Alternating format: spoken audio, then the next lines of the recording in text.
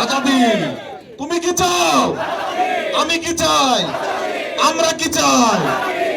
গোলামি নয় আজাদি, গোলামি নয় আজাদি, আপোষ না সংগ্রাম, আপোষ না সংগ্রাম। হাদি ভাই কি চাই? আমি কে তুমি কে? আমি কে তুমি? ভারতের দালালেরা হুঁশিয়ার সাবধান, দিয়েছি তো রক্ত, রক্তের বন্যায়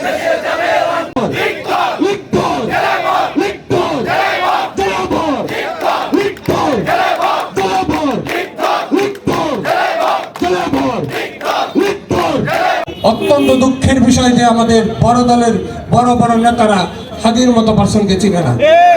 এই উদাসীনতাই দায়ী হাদি হত্যার জন্য। প্রশাসনের উদাসীনতা, অন্যান্য দলের উদাসীনতা, অন্যান্য বড় বড় নেতাদের বড় বড় মনোভাবের জন্য আজকে হাদির মতো, হাদি ভাইয়ের মতো এরকম জুলাই প্রথম শ্রেণীর যুদ্ধ, এরকম একজন যোদ্ধার উপরে গুলি করার সাহস হয়েছে। জুলাইয়ের পরে আমাদের যে ঐক্য ছিল, সেই ঐক্য, সেই মনোভাব যদি আমরা ধরে রাখতে পারতাম, হাদি ভাইয়ের উপর গুলি তো দূরের কথা, কেউ চোখ তুলে তাকানোর সাহস পেত না। আমার সুস্পষ্ট বক্তব্য, 24 যদি বাংলাদেশে হারিয়ে যায়, রাজনৈতিক দল যারা আমাদের এখন বাংলাদেশের নেতৃত্ব দিচ্ছেন তারাও হারিয়ে যাবেন। আমরা 17 বছরে দেখেছি, 17 বছরে এই দেশে আপনারা আন্দোলন করেছেন, সাকসেস হতে পারেননি।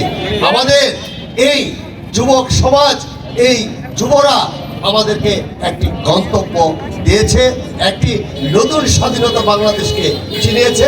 আপনারা এটাকে ধারণ করুন।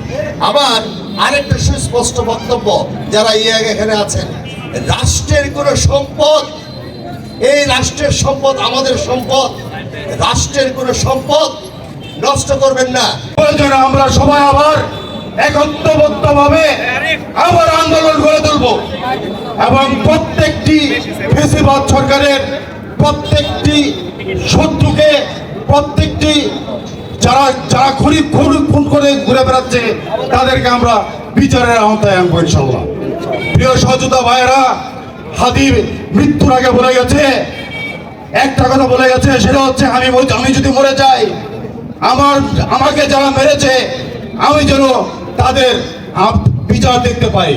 তাই আপনাদের কাছে অনুরোধ, আমরা হাদি হত্যার বিচার চাই এবং 24 ঘন্টার মধ্যে হাদি হত্যাকারীকে প্রশাসনের কাছে দৃষ্টি আকর্ষণ করছি, বাংলাদেশের প্রশাসনকে দৃষ্টি আকর্ষণ করছি, 24 ঘন্টার মধ্যে যেন হাদি হত্যাকারীকে গ্রেফতার করা হয়। হাদি ভাইয়ের কথা কি বলবো, প্রত্যেকটা তার আশা আল্লাহ তাকে কবুল করছে। তার যে আশা ছিল শহীদি তামান্না, সেই শহীদি তামান্না নিয়ে সে বলছে যে মায়ের উদর থেকে বের হয়েছে শহীদি তামান্না নিয়ে। আমরা প্রত্যেকটা মুসলিম, প্রত্যেকটা মানুষ এমন একটা মৃত্যু আমরা আশা করি যেটা হাদি ভাই পেয়েছে। আমরা আশা করি একবার নয়, 1000 বার বুলেটের সামনে একবার দাঁড়াইছি, এটা শেষ নয়। আবারও যদি বলে দেশের পক্ষে লাল সবুজের পতাকা রক্ষার্থে, বাংলার এই 56,000 বর্গ মাইলকে রক্ষার্থে আবার না আরো 1000 বার যদি আমার এই জীবনকে বিলিয়ে দেওয়ার জন্য গুলির সামনে দাঁড়াবো।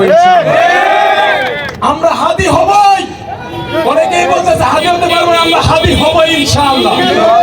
আমাদের একটাই দাবি, আমরা হাদি হব, কোন আধিপত্যবাদ আমরা মেনে নেব না। আমাদের একটাই দাবি, আমরা আধিপত্যবাদ মেনে নেব না। হাদির যারা হত্যা করেছে তাদের বিচার তো এই মাটিতে হবেই। জুলাই আন্দোলনের প্রায় 2 বছর হয়ে যাচ্ছে, এখন পর্যন্ত এই অন্তর্বর্তীকালীন সরকার জুলাই বিপ্লবের নায়কদের নিরাপত্তা সুনিশ্চিত করতে পারেনি, যার দরুন আমাদের মাঝ থেকে হারিয়ে যাচ্ছে আমাদের অনুপ্রেরণা, আমাদের শক্তি, শরীফ ওসমান হাদি ভাইয়েরা।